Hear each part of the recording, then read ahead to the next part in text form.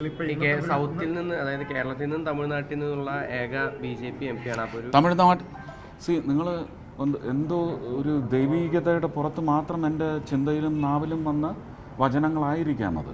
എൻ്റെ ചിന്തയിൽ അതിന് മുമ്പുണ്ടായിരുന്നില്ല അത്. പക്ഷേ ഞാൻ സംസാരിച്ച ഇടങ്ങളിൽ എനിക്ക് തോന്നുന്നു 99% എൻ്റെ വർത്തമാനത്തിലും പ്രസംഗങ്ങളിലും ഞാൻ പറഞ്ഞത്, ഞാൻ തൃശ്ശൂർക്കാർ തിരഞ്ഞെടുക്കുന്ന MP ആയാൽ ഞാൻ തൃശ്ശൂർ ഒതുങ്ങി നിൽക്കില്ല. കേരളത്തിന് വേണ്ടിയും കേരളത്തിൻ്റെ പെരിഫറിയിലുള്ള തമിഴ്നാടിനും കർണാടകത്തിൻ്റെ അതിന് ആവശ്യമില്ല. കാരണം അവിടെ എന്നേക്കാൾ മികച്ച ആൺകുട്ടികൾ അവിടെ ഉണ്ട്, അവർ നോക്കിക്കോളും. അപ്പോൾ തമിഴ്നാടിൻ്റെ കാര്യം കൂടി നോക്കുന്ന ഒരു MP ആയിരിക്കും ആ ഖ്യാതി തൃശ്ശൂർ എന്നെ തിരഞ്ഞെടുക്കുന്ന എല്ലാ സുമനസ്സുകളും സുഹൃദയങ്ങൾക്കുമുള്ളതാണെന്ന് ഞാൻ അന്നേ പറയുന്നുണ്ട്. അത് ഞാൻ ആവർത്തിക്കുന്നു. അങ്ങനെ സൗത്തിൽ നിന്നുള്ളൊരു പ്രാതിനിധ്യം ആവുമ്പോൾ കേന്ദ്ര സർക്കാരിന് ഒരു താല്പര്യം ഉണ്ടാവില്ലോ സൗത്തിൽ? നിങ്ങൾ അങ്ങനെ ഒരു ചട്ടക്കൂടെന്ന് പറയുന്നത് ഇരുമ്പുലൊക്കെയൊന്നുമല്ല. അതിനൊക്കെ പുതിയ റെവല്യൂഷണറി വർക്കിംഗ് പ്ലാറ്റ്ഫോംസ് വരാം.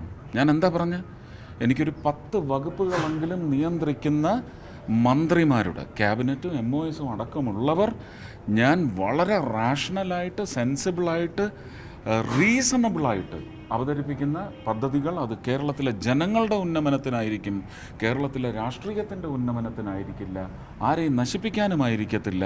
അങ്ങനെയുള്ള കാര്യങ്ങൾ ഒരു ഷാഠ്യ ബുദ്ധിയോടെ ഞാൻ വന്നാൽ അത് വാശിയോടെ അവർ നടപ്പിലാക്കി തന്നാൽ മാത്രം മതി. ഇപ്പോൾ സ്വപ്നതുല്യമായ എന്തെങ്കിലും ഒരു പദ്ധതി തൃശ്ശൂരിന് വളരെ പ്രയോറിറ്റി, ഇപ്പോൾ ബൈപ്പാസ് അങ്ങനെ അല്ല, അതെല്ലാം ഞാൻ പറഞ്ഞു കഴിഞ്ഞതാണല്ലോ.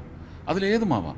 ഇപ്പോൾ ഒരു ക്രോസ് ബൈപ്പാസ് എന്ന് പറഞ്ഞിട്ടൊരു കോൺസെപ്റ്റ് അന്ന് മേയർ പറഞ്ഞത് ഒന്ന് എക്സ്റ്റെൻഡ് ചെയ്ത് ഞാനത് മണ്ണുത്തിയിൽ നിന്ന് ഒരുപക്ഷെ ചങ്ങരംകുളം അതിനപ്പുറത്തെ പൊന്നാനി റോഡിലേക്ക് കൂടി കണക്ട് ചെയ്യുന്ന തരത്തിലുള്ള ഒരു ക്രോസ് കട്ട്, അതായത് ആവശ്യമില്ലാതെ തൃശ്ശൂർ വന്ന് തിരക്കും വായുമലിനീകരണവും ഇവിടുത്തെ ജീവിതത്തിന് ദുസ്സഹത പകർന്ന് നൽകുന്ന ഒരു ട്രാഫിക്കിനെ ഒഴിവാക്കാനുള്ള ഒരു cross cut road, overhead road. അത് ഈ പുഴയ്ക്കൽ പാടത്തിൻ്റെ ശോഭാ സിറ്റിയുടെയൊക്കെ പിന്നിലൂടെയുള്ള ഒരു സംവിധാനം.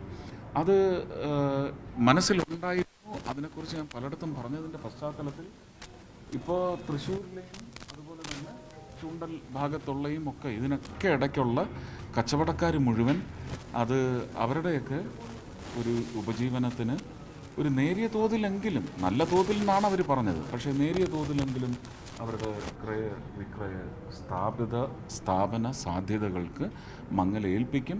അത് നമ്മളൊരു സോഷ്യൽ ഓഡിറ്റ് നടത്തി എല്ലാവരുടെയും സമ്മതം വാങ്ങിക്കൊണ്ട് അത് അത്യാവശ്യമാണ്, ഇത് നമുക്ക് ഒഴിവാക്കാം. ഒരു എന്താണ് ഒരു 2 ലൈൻ ഓവർഹെഡെങ്കിലും ഇട്ടുകൊടുത്താൽ ഈ ലോറികളെങ്കിലും ഇവിടെ വരാതെ പോകണം. ഇവിടെ വരേണ്ടവർ ഈ റോഡുകൾ ഉപയോഗിച്ചോട്ടെ.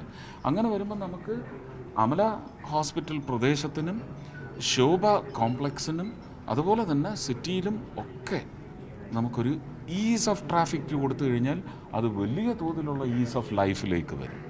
അതും